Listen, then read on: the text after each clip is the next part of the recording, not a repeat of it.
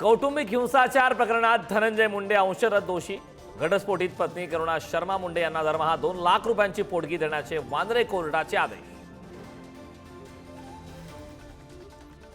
बीड जिल्हाधिकारी कार्यालयात वाल्मिक कराडकडून मारहाण, करुणा मुंडेंचा आरोप. तेव्हाच्या जिल्हाधिकारी दीपा मुंडेंनी पुरावे नष्ट केल्याचाही दावा. तर 15 लाख पोटगीसाठी हायकोर्टात दाद मागणार.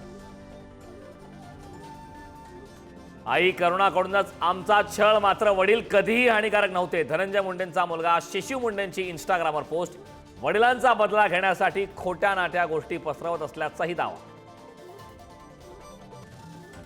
लाडकी बहीण योजनेमुळे सरकारी तिजोरीत खडखडाट. लोकप्रिय शिवभोजन थाळी बंद करण्याचा सरकारचा विचार.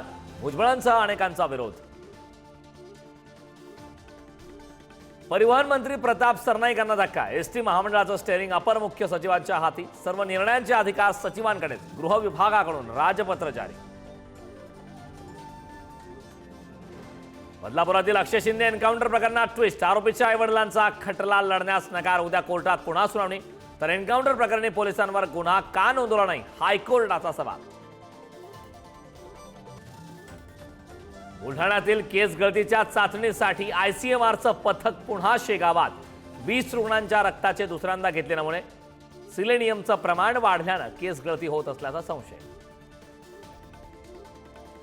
नाफेड अंतर्गत सोयाबीन खरेदीचा आजचा शेवटचा दिवस. जालना आणि अमरावतीत सोयाबीन खरेदी केंद्राबाहेर वाहनांच्या रांगा. सोयाबीन खरेदीस मुदतवाढ देण्याची लोणीकरांची मागणी. संसद भवन परिसरात इंडिया आघाडीचं आंदोलन. अमेरिकेतून परत पाठवलेल्या भारतीयांना अपमानास्पद वागणूक. भारतीयांच्या हातापायात बेड्या घालून पाठवल्यानं इंडिया आघाडीकडून निषेध.